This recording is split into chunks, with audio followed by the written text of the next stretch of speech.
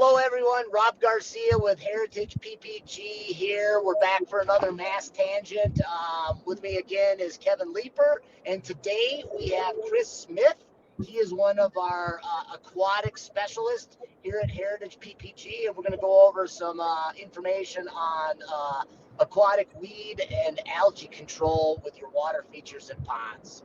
So, Chris, do you want to give us a little bit of background on how you got into the industry and where you've been working and what you've been doing for us here at Heritage? Sure. Yeah, thanks, Rob. Thanks for having me today. Growing up, I've always been an outdoorsman. Knew I wanted to have a career that involved being outdoors in some way, shape, or form. Ended up attending Texas A&M University, studying agronomy with the emphasis on turf management. When I came out of A&M, I went straight into the golf business, actually as an assistant golf course superintendent. Did that for about, a little less than a year, and quickly found myself in a role of a golf course superintendent after about 9 months of being out of college. Took that on.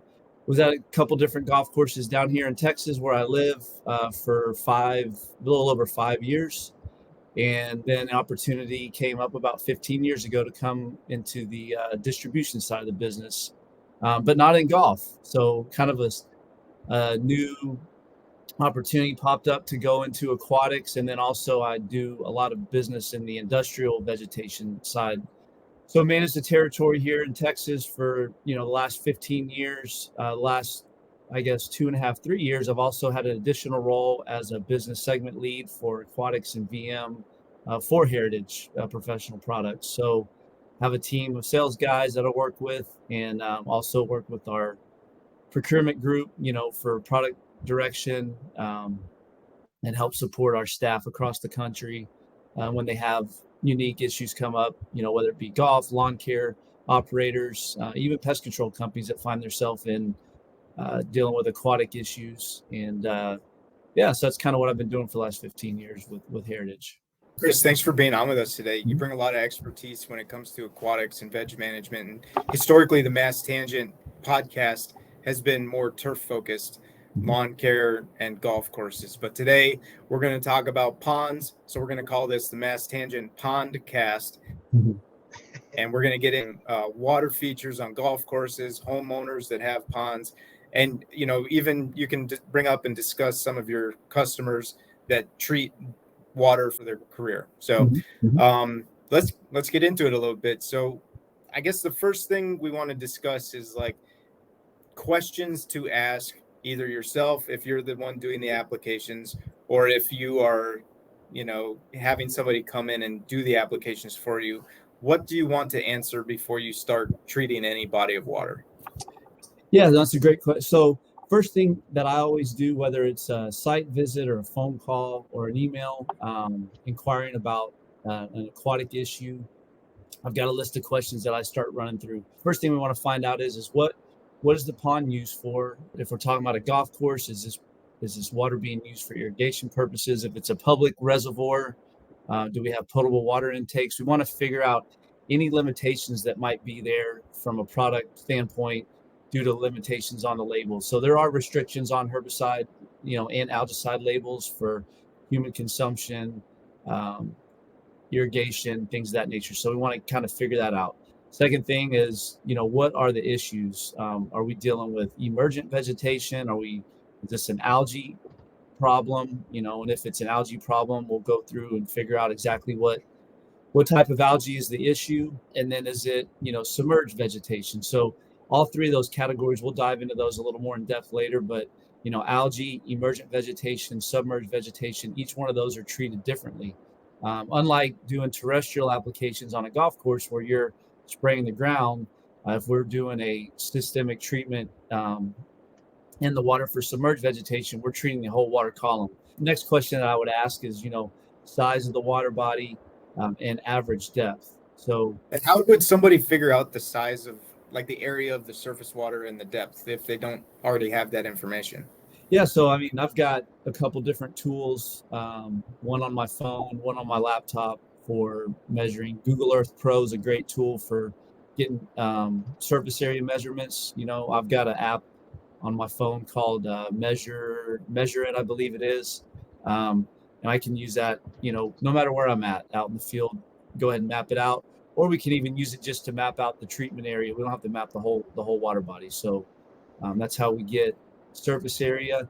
Now, as far as average depth, that's a little different. We can get as fancy as you want. We have customers that have underwater sonar. They'll do complete bathymetric surveys on a water body, basically give you an underwater topographical map, and we can precisely figure out what the average depth is across the pond. A little more rudimentary way is going out there and physically taking measurements with a piece of PVC pipe and then doing a grid across the water body and then taking an average. So thirdly would be somebody that just has knowledge of the pond from when it was constructed, and we can come to a pretty close guesstimate on what the average depth is based on just historical information from construction. Gotcha. Okay, so we know like what it's being used for and how to measure it, about like things that are in the water already, different fish and other animals that are using the water. Is that of concern when you're trying to pick a pesticide? Absolutely, yeah. So when we start looking at so there's a few different segments of the market. So you have golf course ponds that are more for aesthetics. Secondary thing there would be fishing. I do a lot of work here in Texas. We got a lot of big ranches, so I find myself on lots of ranch lakes where they're growing, specifically targeting the fishery management towards growing big bass, big largemouth bass. That's a big thing in Texas. I get out west and, we're dealing more with streams and smaller ponds where they're growing big trout, rainbow trout, cutthroats, things of that nature. Just the species of fish also will provide some guidance on what products we can and can't use. For example, like trout are very sensitive to copper. Copper is found in a lot of the algicides, even some of the herbicides that we use. So we have to steer away and use different chemistry in order to reduce the likelihood of having any adverse effects on the fish that are present. On the other hand, warm water fish like bass, they don't have any issues with using copper. So we have a broader portfolio of products that we can use in a southern environment than we do in cooler areas that have cool water fish like trout. And as far as like from a safety standpoint, that's a big question I get a lot is, well, are these products going to hurt my fish? All the products that we have been tested rigorously, by the EPA through the registration process, and they're all safe with any kind of aquatic life. One thing that within the label rates, I would assume, right? Like maybe you have some wiggle room within the label rates, and in fact, a lot of the toxicological studies that they do at the EPA will expose, different, whether it's frogs, amphibians, reptiles like turtles. They'll use bluegill as a type of fish, and they'll expose them to, way higher than normal rates than what you would see in a field application to test the safety of that product. So, even on the turf side or on the ag side, the active ingredient, when the chemical companies find an active ingredient in a laboratory, from the time they find that compound to the day that they sell the first drop of product, on average, that's about an 8-year process from inception to sale. And, chemical companies, whether it's, InView or Corteva, Cipro, all the big, manufacturers there, on average, they spend about $200 to $300 million researching those compounds before you can even sell that first drop of product. So on the aquatic side, it could be even longer because there's more rigorous testing that happens because we are going into a water environment. All of that being said, all the products that we have are safe. They've been tested. There are some precautions that we have to take. When we go into a little later in the discussion, we talk about devising a plan. I'll talk about some of the precautions that we take from a fish safety standpoint when we devise how much water or how much area we're going to actually treat and how we break those treatments up. So we won't get ahead of us on that yet. Yeah, for sure. So maybe this gets into that devising a plan conversation as well, and we can fast forward to that later on. But is there timing that's best for all these different applications, or is it really just dependent on the type of water, the use that the water is for, and like what the pesticide is? So timing, so seasonal timing So obviously, depending on what part of the country that we're in, it's going to differ. If you're in Minnesota, lakes freeze over up there. And so the fall, winter months are just an inactive time period for any kind of management practices. But if you're in Florida, they have a 12-month growing season. Here in Texas, we've got a little bit of a hybrid. So we do get a bit of a reprieve from, excessive vegetation in the winter months. Whenever on average, water temps get below about 55 degrees. That's when algae and plant growth slow down substantially. At 55, that's when we usually stop doing any kind of treatments because the plants aren't actively growing enough to metabolize and take up the product. That doesn't happen in places like Florida or even out, in California on the West Coast. They have pretty much a 12-month growing season. So as far as timing for those applications, I mean, the sooner we can get on it, the better. One thing that you won't see happen typically is where vegetation starts growing and it's just going to stop. It's going to continue to grow. So once spring starts, that's when we have to start getting aggressive, try to get ahead of it. The worst case scenario is a person calls me this time of the year, July or August, when it's 100 degrees outside and they've got a 10-acre lake and it's completely covered, topped out with vegetation. That's a worst case scenario for a lot of reasons. One, just from a cost and logistical standpoint of putting the product out. Two, from a fish safety standpoint. When we talk about fish safety, typically the conversation is going to be revolving around oxygen levels in the water body. So warm water holds less oxygen than cool water. So the earlier in the season we can jump on things, the better. The later in the season that it gets, the more vegetation that we have, the warmer the water temperatures, we have to be more conservative in our treatment. So breaking up treatments into smaller areas to minimize the oxygen, the impact that we have on oxygen levels, because whenever all that biomass that we spray starts to decompose in the water column, it recruits tons of aerobic microbial activity. So that's how everything's degraded. You get all this, millions and trillions of microbial or microorganisms, primarily bacteria and fungi. They use up a lot of oxygen.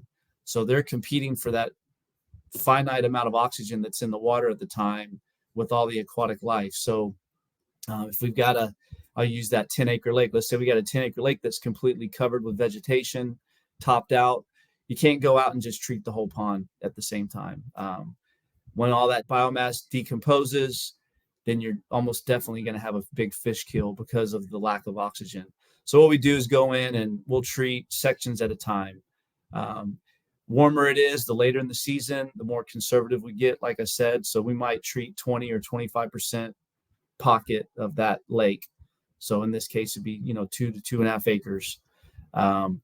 Between treatments, we usually wait 10 to 14 days before coming in and doing the second treatment. Do another 20 or 25%. Typically, I'll recommend that customers take that second treatment area and maybe do it on the opposite end of the lake that they did the first one. And we'll just start whittling it away over time. So like I tell people too, the only thing that happens in aquatics that's fast are typically bad. So the vegetation didn't get there overnight, so it's not going to go away overnight. We have to be patient with the process, which is why if we can get ahead of it, it's not as lengthy of a process to get things under control if we can do more preventative treatments or early on curative treatments before the lake is completely grown over. One other thought that I had talking about safety and like trying to do things in a specific way is like, do we need to have licenses or permits to make any of these treatments? And as we get into some of the algicides and the herbicides that you're going to talk about, like what's important for the homeowner or the golf course superintendent to know if they're not used to working with these type of products? That's a great question. So, and I can't speak for all 50 states. Every state has its own, regulations and whatnot. But I can speak to what I know here in Texas. So in Texas, as a commercial applicator, which simply means you have liability insurance to allow you to apply things for hire, you can get multiple categories. I think there's like 10 different categories. One of those is aquatics. So it's a separate set of tests that you take in order to have that aquatic endorsement on your pesticide applicator license. So my customers, or a segment of my customers, would be a lake management company. So lake management companies are somebody that a golf course or a homeowner or a ranch owner or even a municipality would contract with to come out. They're experts in that field. This is what they do every day. And lake management company is going to do everything that you could think of that as it pertains to that, managing that water body. Fish stocking, electrofishing surveys, water features. They'll install fountains and subsurface aeration systems, boat docks, everything. I have customers that are big time into lake construction, engineering dams, emergency spillways, overflow structures. I mean, and everything in between. And then where we come in is the vegetation management part of that. These different agencies or homeowners or property owners, property managers would hire out to a lake management company and then just kind of entrust them with managing that water body to their expectations. So yeah, those guys are licensed. I get calls all the time from homeowners and people that are wanting to do these types of things on their own. And I'm not saying that it can't be done, but I don't go pulling out my own teeth. I go to the dentist if I have an issue. So I try to trust the professionals with doing those types of treatments.